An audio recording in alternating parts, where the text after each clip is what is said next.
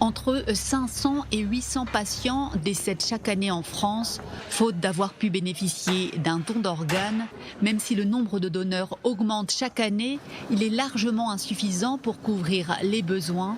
Le docteur Shahar Cohen travaille à l'hôpital Beilinson, le plus grand centre de greffe d'Israël. Il a réussi à développer des organes hybrides, mi-humains, mi-cochons. The pig has been suggested as a potential donor.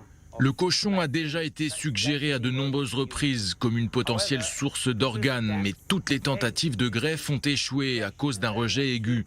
Pourtant, quand on regarde les organes du cochon, on constate qu'ils ont énormément de similitudes avec les humains, que ce soit la taille, la forme, la structure ou la physiologie. Je pense que c'est un gâchis que tous ces organes aillent à la poubelle, au lieu d'être utilisés pour sauver des vies. Pour rendre les organes du cochon compatibles avec l'homme, le docteur Shahar Cohen commence par les mettre sous perfusion. C'est un rein de cochon. Nous utilisons les vaisseaux sanguins principaux, l'artère et la veine pour y accéder. Nous connectons ces vaisseaux au système de perfusion.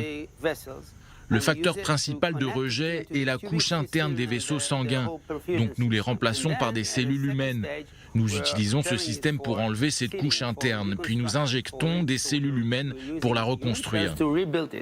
À l'issue de la perfusion, les vaisseaux sanguins du cochon sont tapissés de cellules issues du placenta humain.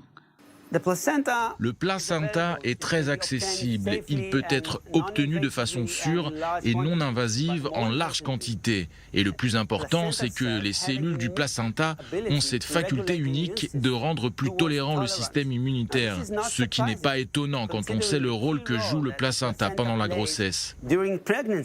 Le docteur Shahar Cohen va d'abord greffer ses organes hybrides sur des animaux. S'ils sont viables et qu'il n'y a pas de phénomène de rejet, il espère débuter les tests cliniques sur l'homme d'ici 5 ans, avec l'espoir qu'un jour, il n'y aura plus de liste d'attente pour des greffes.